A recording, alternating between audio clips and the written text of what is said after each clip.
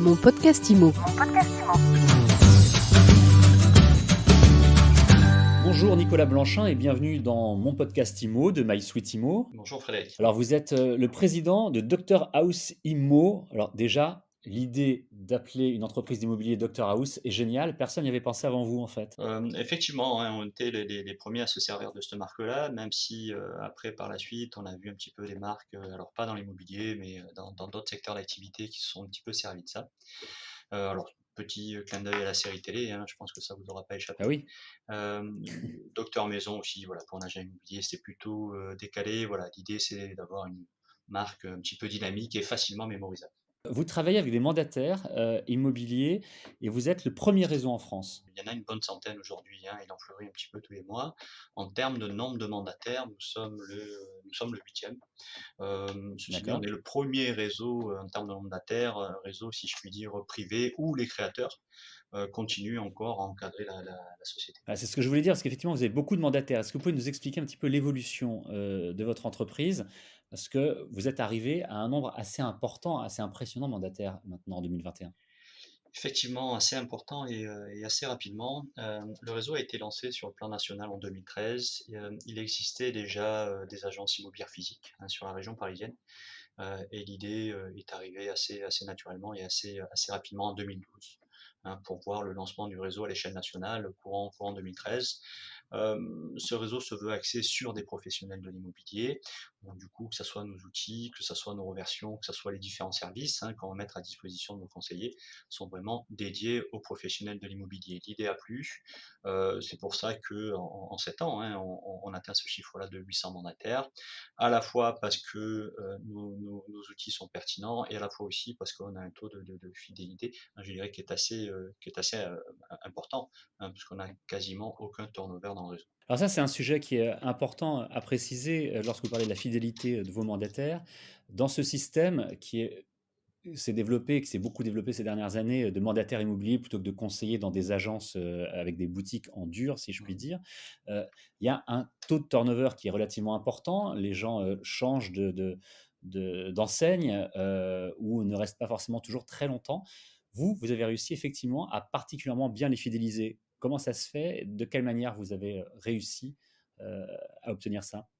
On est parti du constat assez simple, hein. C'est vrai que même si ce métier-là est dématérialisable, hein, on le voit Ouais. aujourd'hui à travers l'immobilier et plein d'autres activités, néanmoins c'est quand même un métier de professionnel. Donc on a voulu nous se positionner justement en réseau d'agents mandataires spécialistes en immobilier, en ne recrutant quasiment que des personnes qui arrivent de ce secteur d'activité, donc soit d'agences immobilières physiques, soit de réseaux d'agents Ouais. mandataires. Euh, c'est beaucoup plus simple en termes de gestion pour nous, hein, déjà à la base, hein, forcément de traiter qu'avec des professionnels. Et ce confort-là, ben, nos conseillers le retrouvent aussi quelque part, parce qu'on va avoir aussi énormément d'assistance, hein, à leur mettre à disposition. Donc, une certaine flexibilité aussi, hein, là où certains réseaux vont embaucher, entre guillemets, bien sûr, un petit peu du tout venant, ils vont avoir, donc, où ces personnes-là vont avoir besoin d'énormément d'encadrement.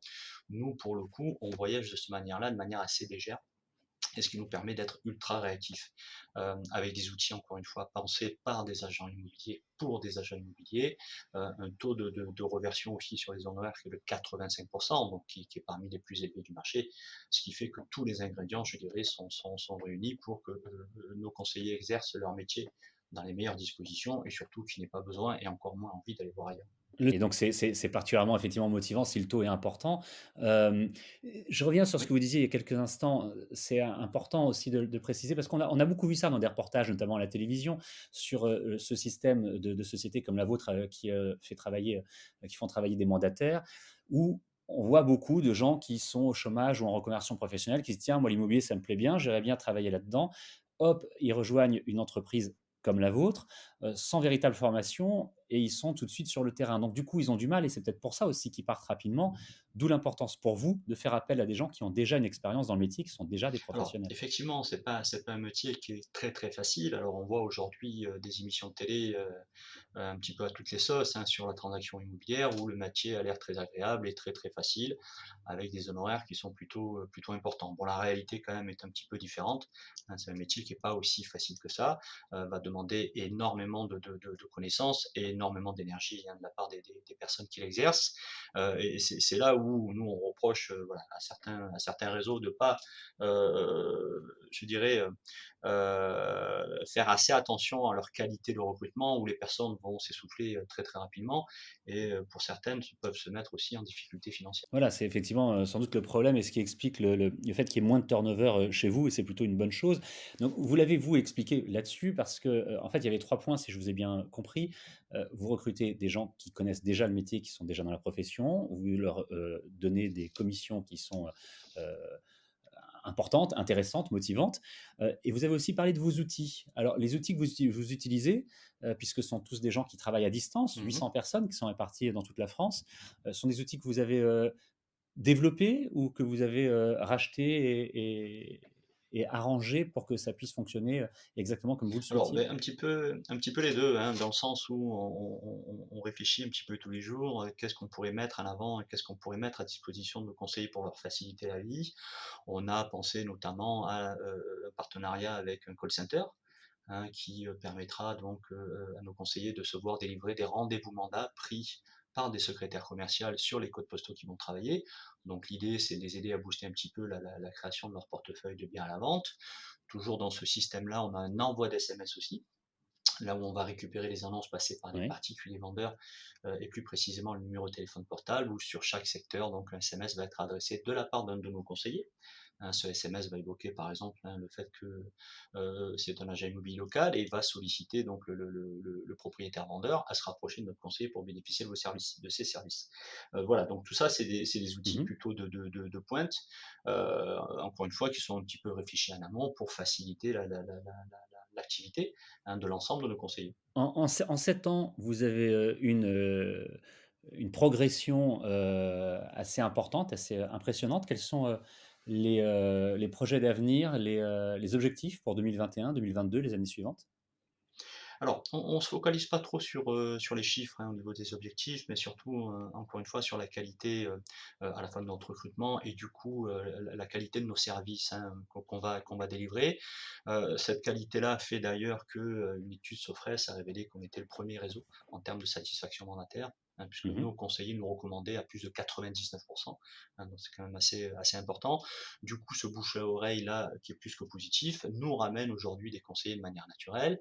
Et c'est vrai que, ce côté aussi positif est mis en avant aussi par nos clients finaux, hein, quelque part qui sont aussi nos acheteurs et nos vendeurs, hein. Là, je parle pour le coup des particuliers, Oui. hein, pour lesquels là aussi on a beaucoup de recommandations.